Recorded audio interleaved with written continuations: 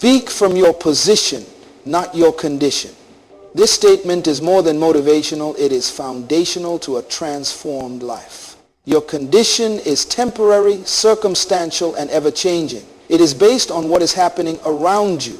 Your position, however, is eternal, unshakable, and rooted in your divine identity. When you understand the difference, you stop reacting to life and begin responding from a higher place of awareness. Most people live their lives trapped in their condition.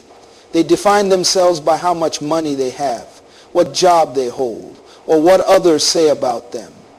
They wake up and immediately assess their worth based on their surroundings. The house they live in, the clothes they wear, the relationships they're in, or the titles they carry. But conditions are deceptive.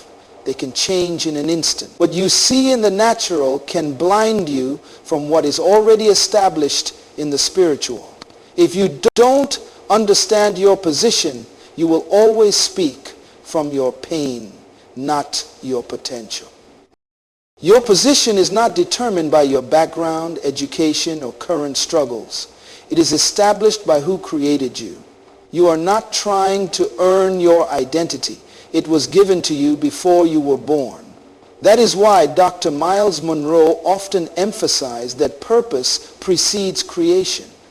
God never creates anything without first assigning it a purpose. Your position then is anchored in heaven's agenda, not earth's opinions. When you speak from your position, you no longer beg for approval. You stand in authority.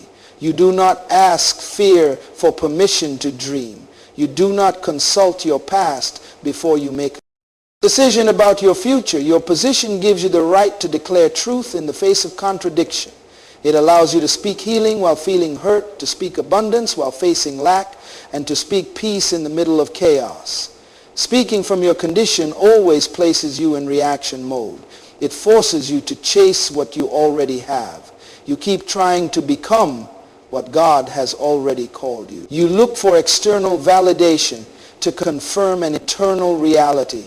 This is why many people are exhausted, not because they are doing too much, but because they are doing too much from the wrong place. They are trying to fight battles from their feelings instead of from their identity. Your feelings are real, but they are not always right. Emotions fluctuate.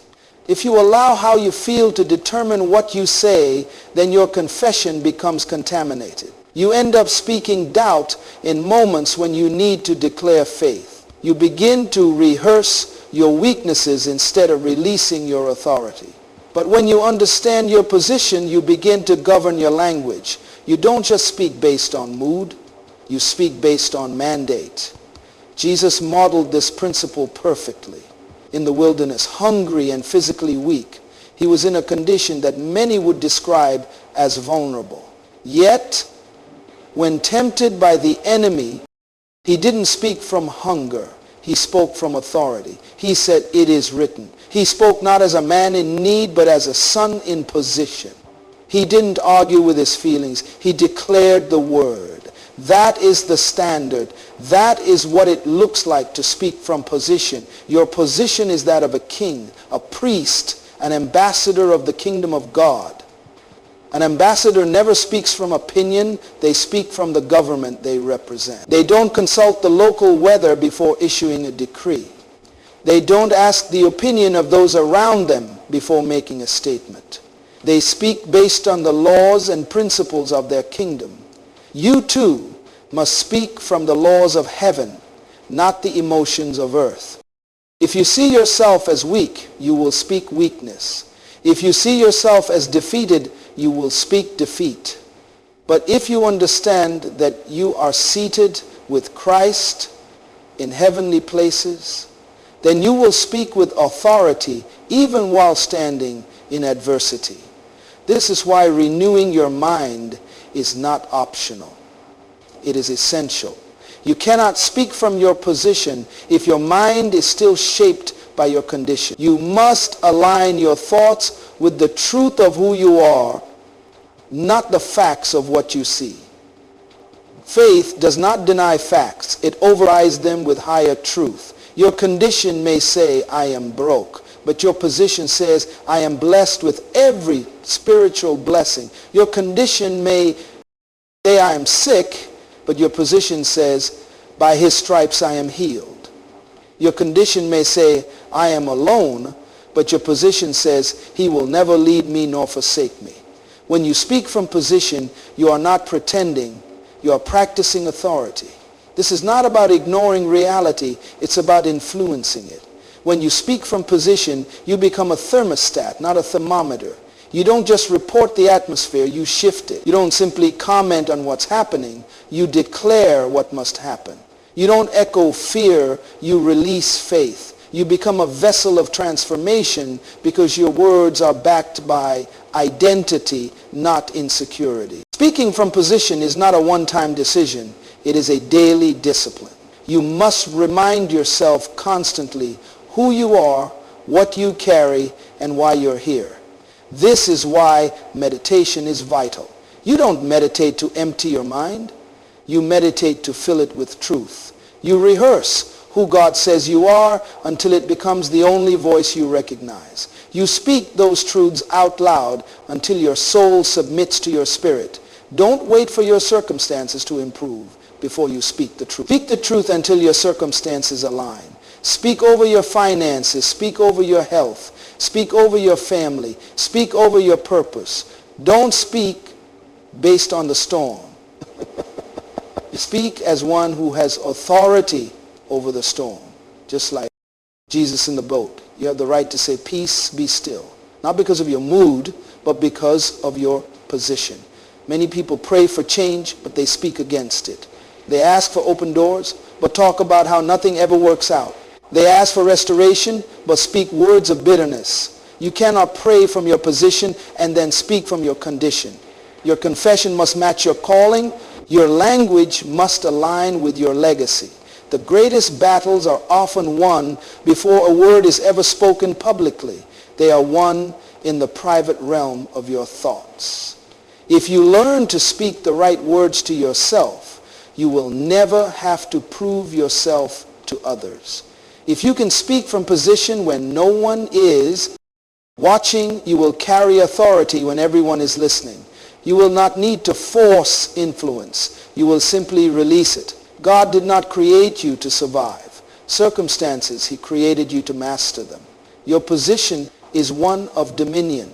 You are not designed to be ruled by fear, scarcity, shame, or doubt. You were created to rule over them. Every time you open your mouth, you either reinforce your position or reinforce your prison. Let your words reflect your assignment. Let your language mirror your identity.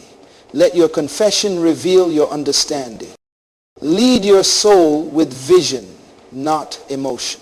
This principle speaks to the heart of self-governance and inner mastery. The soul is the seat of your mind, will, and emotions, and it constantly demands leadership.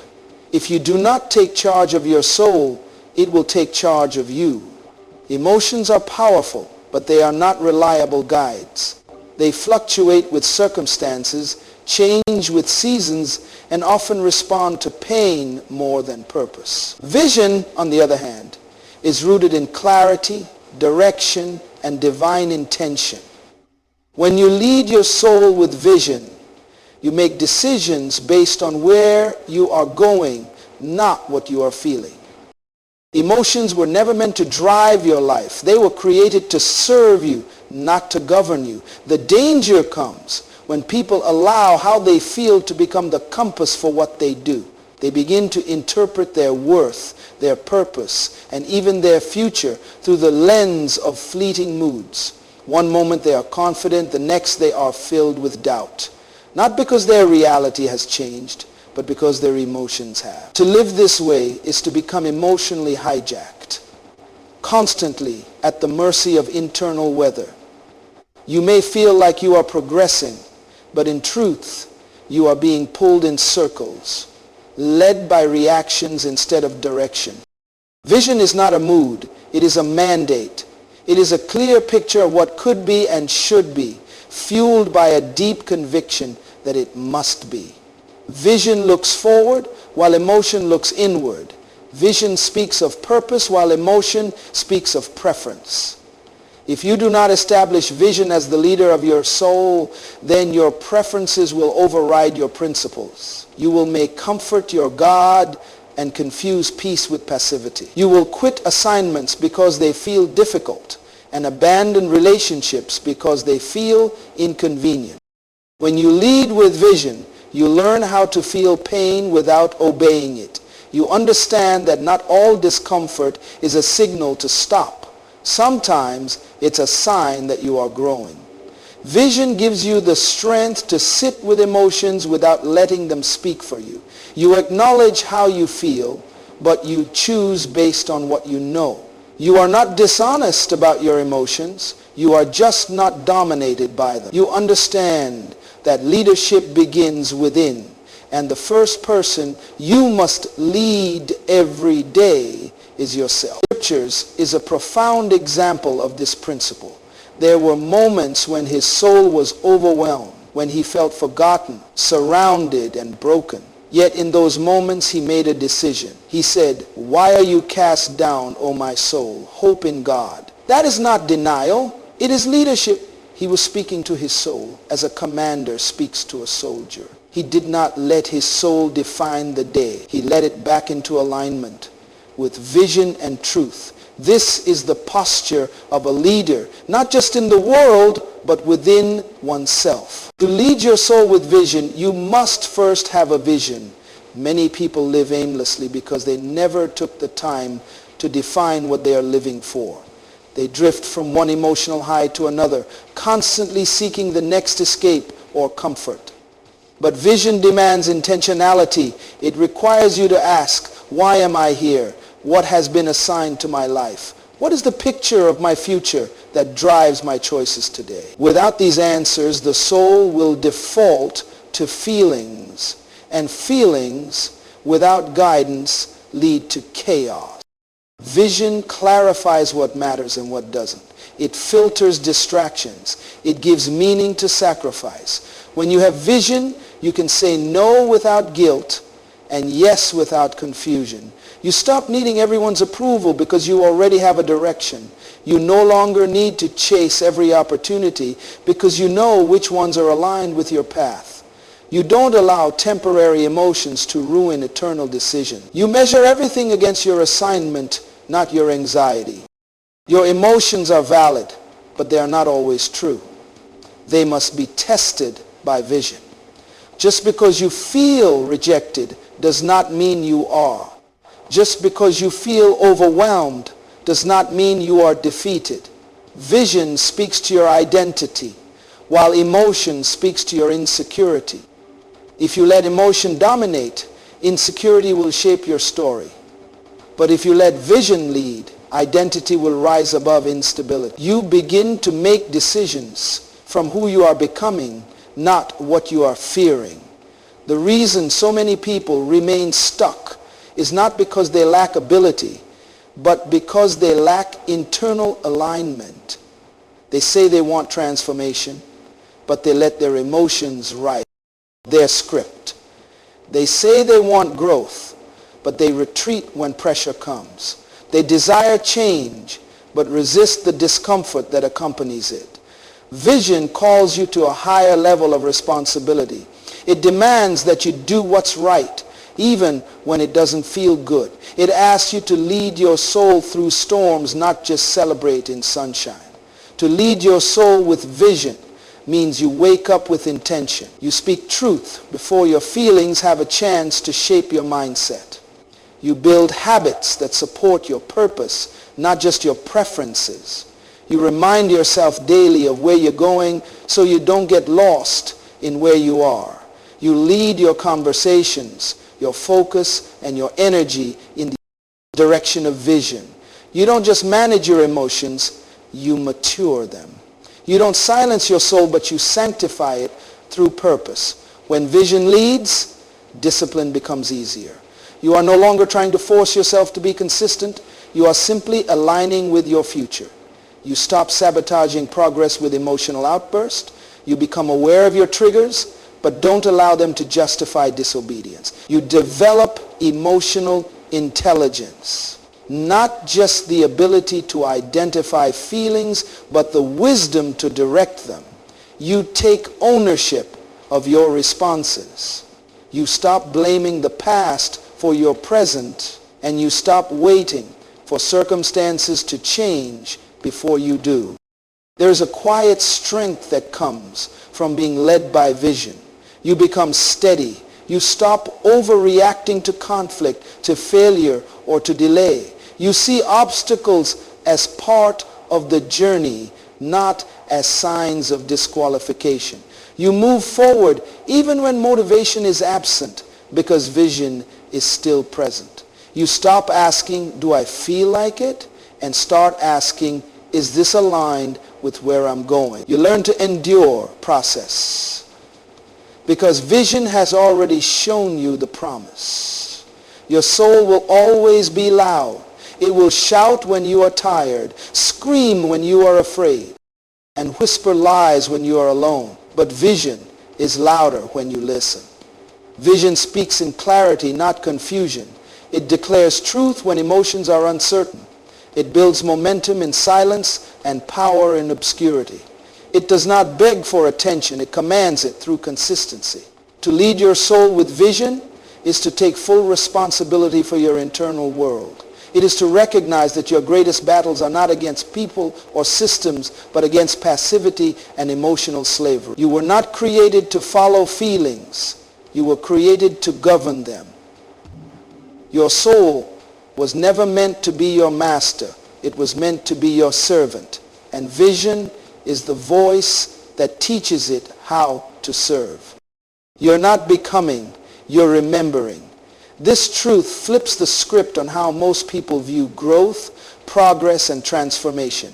Society teaches you that you are constantly in the process of becoming something new, as if your identity is an unknown destination far ahead of you. But in the kingdom perspective, you are not trying to find who you are awakening to who you have always been. You are not evolving into significance. You are returning to origin. The seed of purpose was planted in you before time began. Every step of growth is not invention, it is revelation. When God created you, he finished you before he formed you. He completed your identity in eternity, then placed you into time. Your life is not a random journey of self-discovery. It is a divine journey of remembrance. You are tracing the fingerprints of God within your soul, rediscovering the blueprint already etched into your spirit. The gifts, the voice, the authority, the clarity, it was never lost, only buried under the noise of life, the wounds of experience and the lies of culture. You don't need to become someone else. You need to uncover who you are. This changes how you speak to yourself. Instead of asking, how do I become successful?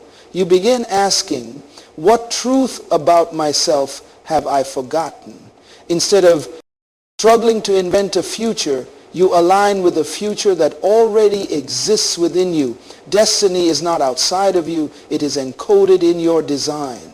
That's why the pain you've experienced didn't destroy you. It activated something ancient inside you. It reminded your soul that there's more. That whisper you feel, that inner pull toward greatness, that dissatisfaction with the ordinary, that's not ambition. That's memory. Your spirit remembers what your mind forgets. You came from eternity into time, carrying divine essence. That's why certain things stir you deeply, why some injustices grieve you, why some dreams never let you sleep. It's because your true self has always known.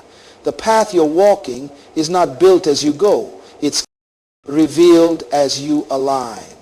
The more you walk in truth, the more you recognize the voice that sounds familiar. Not because you just learned it, but because your soul knew it before the world taught you to doubt it. This is why stillness is powerful. In silence, you begin to hear the voice beneath the noise. You hear the original instructions, the divine echo calling you back to purpose. The world trains you to hustle, to strive, to chase identity through achievement. But when you remember, you move differently. You are not performing for approval. You are expressing identity. You're not competing for recognition. You are flowing in authenticity. You don't fear failure because you understand it cannot erase what is already written. Remembering is not passive. It is a spiritual act of war. To remember is to reclaim what trauma tried to steal. It is to pull back from forgetfulness everything heaven deposited in you. It is to reject false labels and cultural definitions. It is to declare, I am not what happened to me. I am who I was created to be before it happened. You begin to see your life through the lens of assignment, not accident. You stop asking, why did this happen to me? And start asking, what is this meant to awaken in me? When a seed is planted, it goes through darkness before breaking through the surface. But inside that seed is everything it will ever be. The oak tree is already in the acorn. It's not trying to become an oak. It's simply yielding to the code already inside. You too are carrying divine code. The circumstances of your life are not designing you. They are developing what is already in you. Every challenge, every delay, every loss is not derailing you. It is drawing you back into the remembrance of power, purpose, and clarity. Religion often teaches you to strive for righteousness, to work toward holiness, to labor for love. But grace teaches you that you already are what you're trying to earn.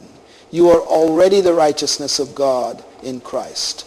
You are already chosen, already beloved, already seated in heavenly places. The journey of faith is not striving to become spiritual. It's awakening to the spirit within. You are not earning your place. You are remembering your position. This is why shame has no authority over you. Shame says, look what you've done. But remembrance says, look who you are. You are not your past. You are not your failure. You are not your mistake. You are a child of God rediscovering your divine DNA. The enemy of your soul thrives on amnesia. He works not by removing your calling, but by making you forget it. He cannot take what God has placed in you, so he works to distract you from it, to bury it under guilt, fear, and false identity. But the moment you remember, the moment you say, this is who I've always been, authority returns.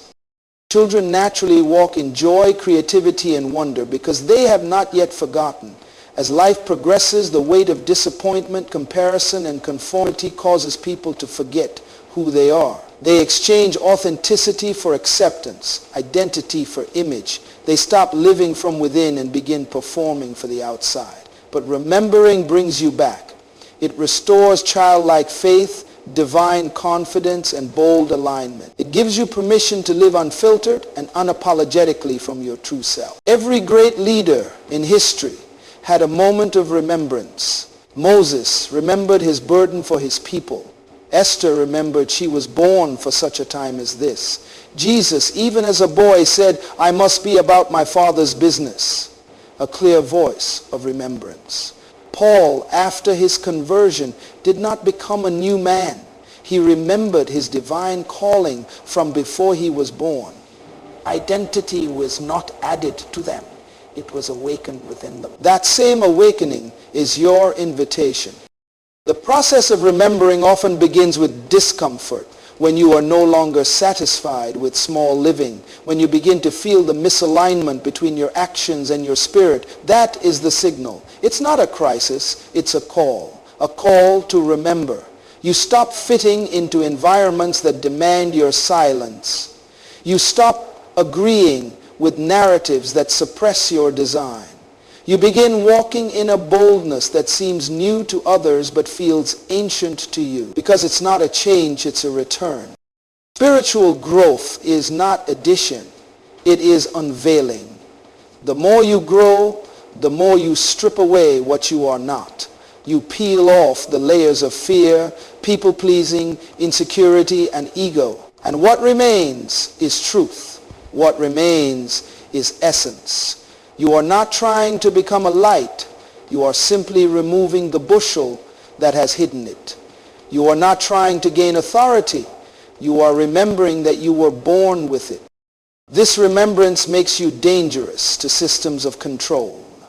You are no longer manipulated by fear. You are no longer easily impressed or intimidated. You are no longer tossed by trends or seduced by applause. You walk with a quiet knowing, a deep conviction that you have been here before, not in geography, but in design. Your steps are not random, they are aligned. Your words are not echoes, they are declaration. Your life is not a performance, it is a prophecy. This is why vision resonates so deeply with you. When you encounter truth, you don't just hear it, you recognize it. It stirs something deep within, something older than your experience, something purer than your memory. That recognition is remembrance. That spark is your spirit saying, yes, this is who I am. You're not becoming powerful. You're remembering that you were never powerless. You're not learning your purpose. You're remembering the call that's been echoing since before you had words.